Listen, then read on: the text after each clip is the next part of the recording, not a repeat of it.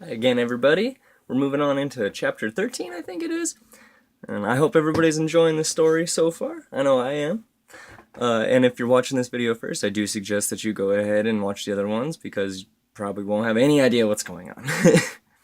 Anyways, where we last left off, Saint was confronting the woman that had been talking to John. She looked at John as their lips met, her hands wrapped around Saint's head.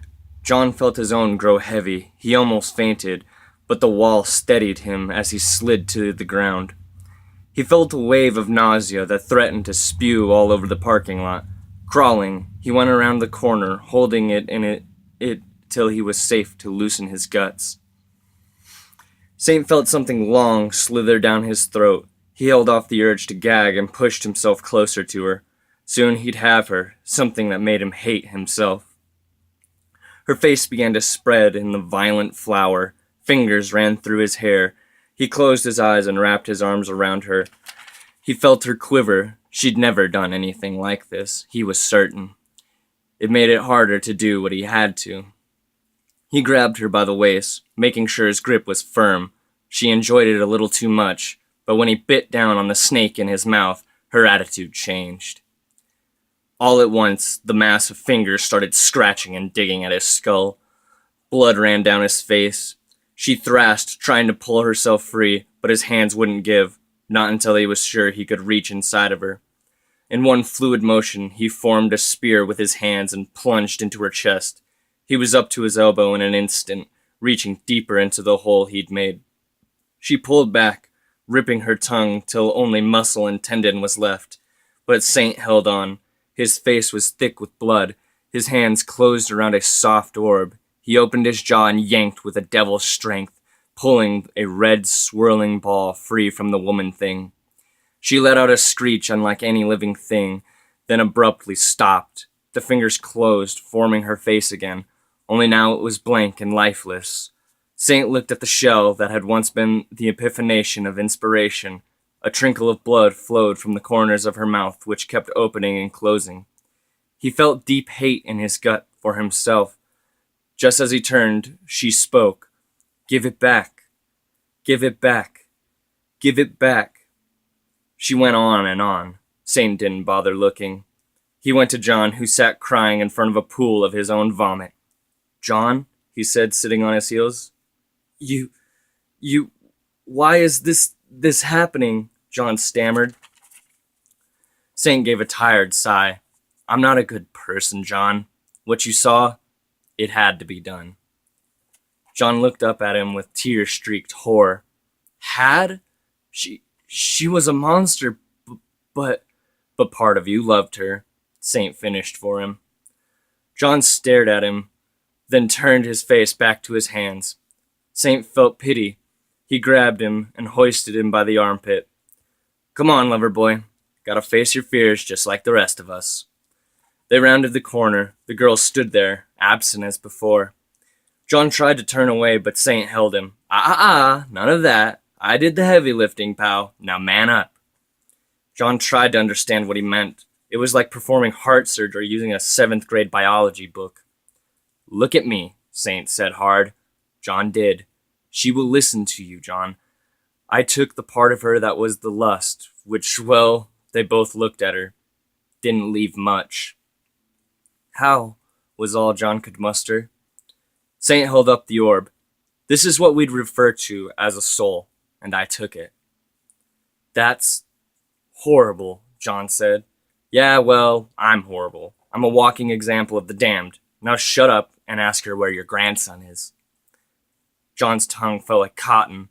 The woman thing looked at him with a dreamy expression that made his stomach turn all over again. I can't," he breathed before blackness closed around him. He fainted.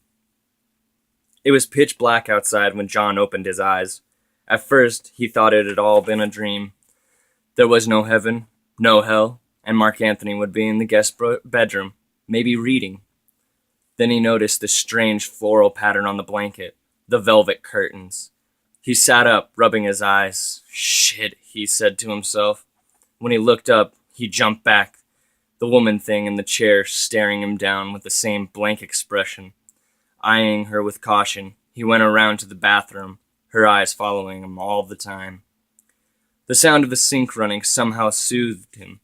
It was something to hold on to. He splashed water on his face, smacking it dry. Come on, John. It's just a girl with a thought occurred to him that made him laugh. A flower face. At least he had something to call her. He walked around to her, same gaze as always, and sat with his courage renewed. At first he waved his hand in her face, gauging a reaction. Slowly she turned to the hand, then returned to his face. He folded them and began. I think I'm starting to get what you are, Flower. Oh, do you like that name? Flower? He thought her lips turned up, so he took that as a yes. You're like my muse, aren't you? She nodded. And this body, it's one I've dreamed of before. Another nod. Why? She tilted her head. I like you. Her voice seemed hollow. But why? You could do anything, be anything. Why are you fixated on some old writer? He watched those hollow eyes grow a shade more dim. She placed her hand on his. I like you.